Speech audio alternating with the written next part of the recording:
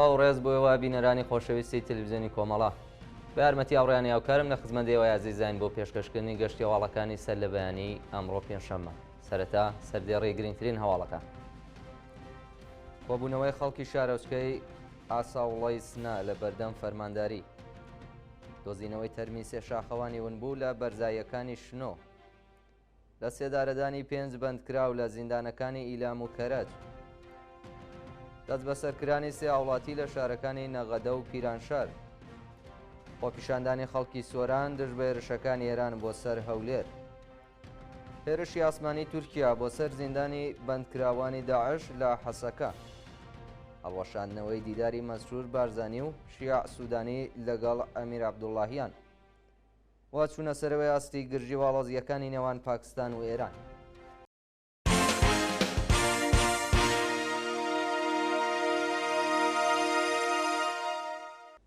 درێژەی هەواڵەکان کۆبوونەوەی خەڵکی شارۆچکەی ئاساوڵای سنە لە بەردەم فەرمانداری بە پێی هەواڵی گەیشتوو ڕۆژی چوارشەممە 27 بەفرامبار دانیشتوانی شارۆچکەی ئاساوڵای سەر بە شاری سنە لە ئاست بەکردەوە دەرنهاتنی بەڵێرەکانی دەوڵەت بۆ دابینکردنی خزمەتگوزاری لە بەردەم فەرمانداری کۆبوونەوە. بە پێی ئەو ڕاپۆرتە پێشتر بەرپرسانی دەوڵەتی لە شاری سنە بەڵێنیاندا بوو کە لولەکەشی گاز بۆ شارۆچکەی ئاساوڵای سنە دابین بکەن، بەڵام بەڵێنەکانیان جێبەجێ نەکردووە. ئێستا دانیشتوانی ئەو شارۆچکەیە ناچارن کەپسولی گاز بە نرخێکی بەرز بکڕن و بەهۆیەوە گوشارێکی زۆری مەعیشەتیان بۆ هاتووە. ڕۆژی چوارشەممە دانیشتوانی ئەو شارۆچکەیە لە بەردەم فەرمانداری کۆبوونەوە و خوازیاری دابینکردنی خزمەتگوزاری بۆ ناوچە پەراوێزنشینەکانی سنە بوو.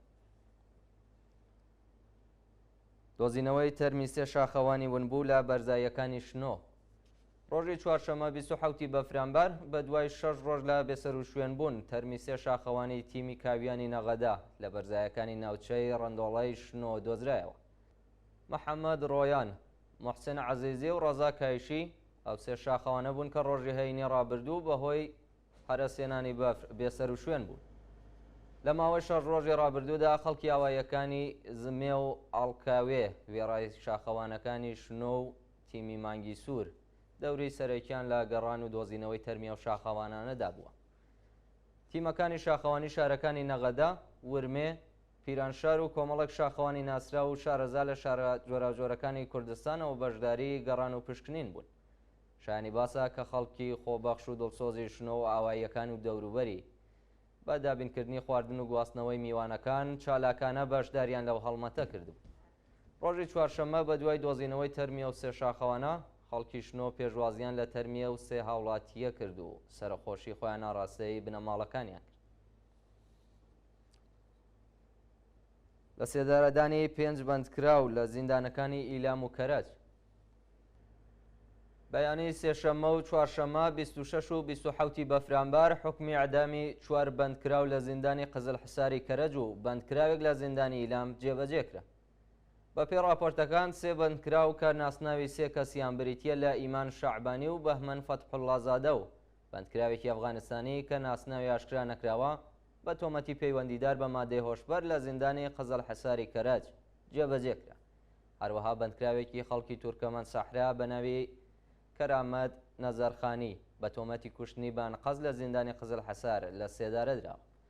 لەلایەکی دیکەوە بەیانی سێشەممە حکمی ئەعدامی بەندکراوێکی خەڵکی ئیلام بە ناوی موحسین مێهری کە 5 ساڵ لەوبەر بە تۆمەتی کوشتنی بانقەز دەست بەسەر و بە ئەعدام مەحکوم کرابوو لە زیندانی ناوەندی ئیلام جێبەجێکرا. خۆکوژی بەندکراوێکی مەحکوم بە بڕینەوەی پەنجە لە زیندانی ورمێ. سەر لە بەیانی چوارشەممە 27 بەفرامباری 1402 تاوی بەندکراوێک بە ناوی ئەمیر شەهبازی تەمەن 37 ساڵ و خەڵکی ورمێ لە ژووری تاکەکەسی زیندانی ئەو شارە لە ڕێگەی خواردنی حەبەوە هەوڵی خۆکوشتنیدا و بەهۆی درەنگ گواستنەوەی بۆ نەخۆشخانە گیانی لەدەستا. بە پێی زانیاریەکان ئەمیر شەهبازی ڕۆژی ڕابردوو بە بڕیاری بەرپرسانی زیندان و بە بیانووی هەبوونی مۆبایل بۆ ژووری تاکەکەسی گواسترابەوە.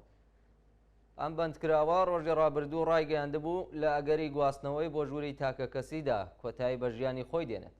ناوبراو 7 ساڵەوە بەردەست بەسەر و دواتر لەلایەن دەستگای قەزای ڕژیمەوە بە تۆمەتی دزی سزای بڕینەوەی 4 پەنجەی دەستی ڕاستی بەسەرا سەپێنرا بوو. شایانی باسە کە لە دوای هەوڵی خۆکوژیان بەندکراوە هەموو هێڵەکانی پەیوەندی بەندی ژنان و پیاوانی بەندیخانەی ورمێ پشراوە. دەست بە سەرکرانی سێ هاوڵاتی لە شارەکانی نەغەدە و پیرانشار.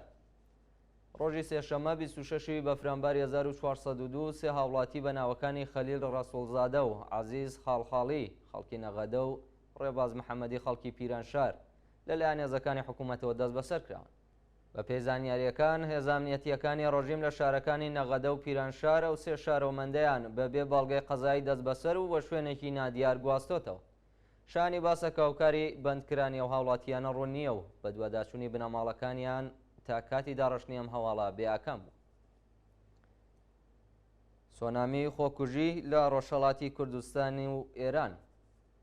لە ڕۆژانی ڕابردوودا خوێندکارێکی کچی زانکۆی ئیلام و قوتابیەکی تەمەن 13 ساڵی خەڵکی تاران هەوڵی خۆکوژیاندا و خوێندکارەکەی زانکۆی ئیلام گیانی لەدەستاوە، بەڵام ئەو قوتابیە ڕزگار کراوە.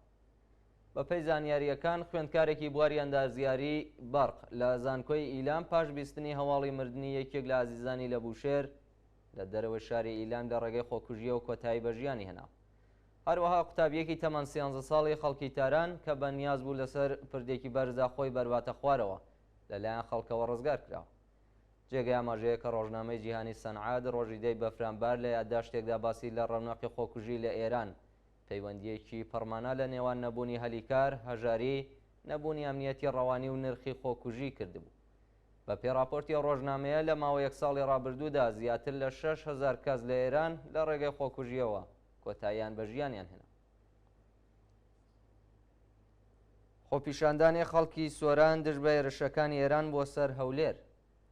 ڕۆژی چوارشەممە 27 بەفرانبار دانیشتوانی شاری سۆران لە هەرێمی کوردستان دژ بە هێرشەکانی سوپای پاسداران بۆ سەر هەولێر ڕژانە سەر شەقام و خوازیاری کاردانەوەی توندی کۆمەڵگای جیهانی لە ئاسجەنایەتەکانی کۆماری ئیسلامی بوو.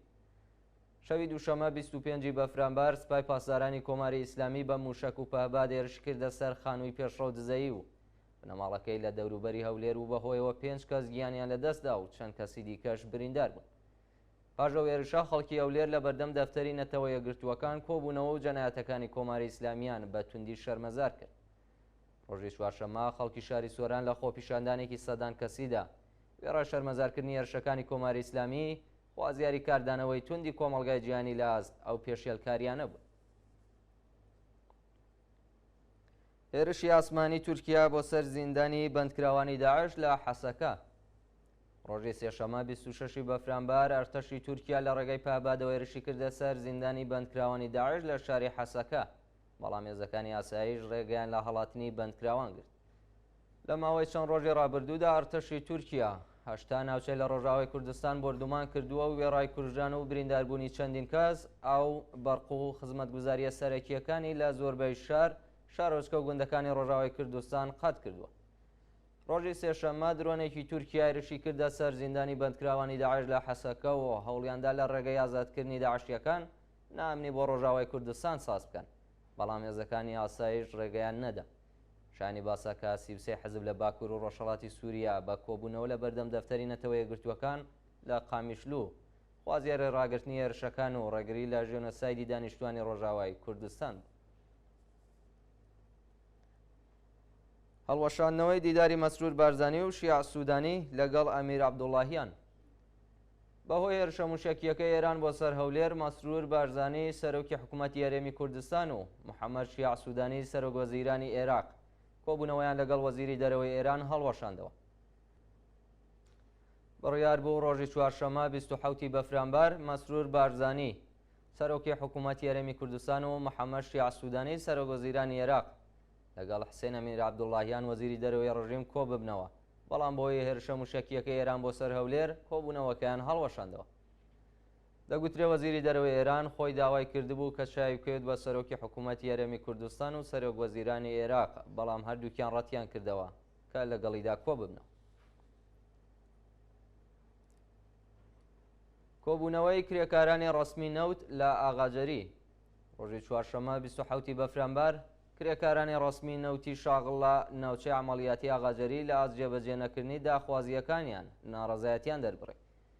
کرێکارانی ڕەسمی نەوت خوازیاری وەلانانی سەقفی ئەغدەست، وەلانانی ئاستەنگیەکانی بەردەم سەنەواتی خانەنشینی، بەکردەوە دەراتنی یاسای دەی ئەرک و بەرپرسیارەتی پێرسۆنێلی نەوت لەسەر کارلابردنی بەڕێوەبەرانی ناکارامە گەڕانەوەی ئەو بڕەپارەیە کە لە ساڵانی ڕابردوو وەکو باز لەسەر حەقدەستەکانیان کەم کراوە و کۆتایی هێنان بە دەستێوەردانەکانی دەوڵەت لە سندوقی خانە نشینی بوون. خۆپیشاندانی خەڵکی هەمەدان لە بەردەم دادستانیە و شارە. ڕۆژی چوارشەمە 27 بەفرانبار کۆمەڵێک لە ژنان و پیاوانی ناڕازی لە بەردەم دادستانی هەمەدان کۆبوونەوە و دژباڵاتنی پەلاماردەرێکی سریاڵی ژنان خۆپیشاندانیان کرد. بە پێی زانیاریەکان دەست درێژکارێکی خەڵکی هەمەدان کە پەیوەندی لەگەڵ ناوەندە ئەمنیەتی و قەزایەکانی ئەو پارێزگایە هەیە بە هاوکاری ڕژیم لە مەحاکمەکردن ڕزگاری بووە و هەڵاتوە. ئەو تۆمەتبارە لە چەند ساڵی ڕابردوودا بە دەیان ژنێڵ خەڵاتاندووە و بە چەندین ناوی جیاوازەوە وێڕای دەستدرێژی سێکسی بۆ سەریان سوء ئیسفادەی ماڵی لیان کردووە. ئەو تاوانبارە بە هاوکاری دادستانی هەمەدان ئازاد کراوە و دەنگۆیەوە هەیە کە دەیەوێت لە وڵات هەڵبێت. ڕۆژی چوارشەمە بە دەیان ژن و پیاوی ناڕازی لە بەردەم دادستانی هەمەدان کۆبوونەوە و خوازیاری وەڵامدانەوەی بەرپرسانی قەزایە و شارە و سزادانی تاوانبارەکە بوون. کۆبوونەوەی معلمانی خەرید خەدەمات لە تاران. معلمانی خەرید خەدەماتی سەرانسەری ئێران ڕۆژی چوارشەمە 27 بەفرانبار بە کۆبوونەوە لە بەردەم وەزارەتی پەروەردە خوازیاری جێبەجێکردنی داخوازیەکانیان بوون. بە پێی راپۆرتەکان معلمانی خەرید خەدەمات خوازیاری پێدانی ئەقدەستە دواخراوەکان، دابینکردنی ئەمنیەتی پیشەیی، بەکردەوە دەراتنی گەڵاڵەی ڕێزبەندی پیشەکان، بردنە سەرەوەی ئاسی ئەقدەست و مەزایە، دابینکردنی بیمەی دەرمانی کارامە، گۆڕانی قەراردادەکان و دۆخی پیشەییان بوون. بە پێی دوایین زانیاری وەزیری پەروەردەی ڕژیم ڕایگەیاندووە کە داخوازیە دواخراوەکانی معلمانی خەرید خەدەمات لە کۆتایی ئەم ساڵ پەرداخت دەکرێت. و دوایین هەواڵ سەبارەتە بە چوونە سەرەوەی ئاستی گرژی و ئاڵۆزیەکانی نێوان پاکستان و ئێران. ڕۆژی چوارشەمە 27 بەفرانبار و یەک ڕۆژ بە دوای هێرشە موشێکیەکانی سپای پاسداران بۆ سەرگوندی پەنجگور لە نێوخاکی پاکستان باڵێزی ئێران لە ئیسلاماباد دەرکراو. هێزە نظامیەکانی پاکستان خرانە حاڵەتی ئامادە باشەوە. بە پێی راپۆرتەکان لە هێرشەکەی سپای پاسداران بۆ سەر ناوچەی پەنجگوری پاکستان 2 منداڵگیانیان لەدەستدا و 4 ژن و منداڵی دیکە بریندار بوون. بە دوای ئەو هێرشەدا باڵێزی کۆماری ئیسلامی لە شاری ئیسلاماباد دەرکرا و پاکستان نوێنەری خۆی لە تاران بانکێش کرد. هەروەها بەرپرسانی دەوڵەتی پاکستان هەڕەشەی توندیان لە کۆماری ئیسلامی کرد و ڕایان گەیاند کە هەموو بژاردەکانمان بۆ وەڵامدانەوە لە بەردەستە و کۆبوونەوەی هێزە چەکدارەکانی ئەو وڵاتە بەڕێوەچوو. بە پێی دوایین زانیاری کۆماری ئیسلامی هێزەکانی ئەرتەش و سپای پاسدارانی بۆ سنوورەکانی پاکستان نردووە و ئەرتەشی پاکستانیش خراوە تا حاڵەتی ئامادەباشیەوە. بینەرانی خۆشەویست، گەشتی هەواڵەکانتان پێشکەش کرا. هەرشاد و کامەرە.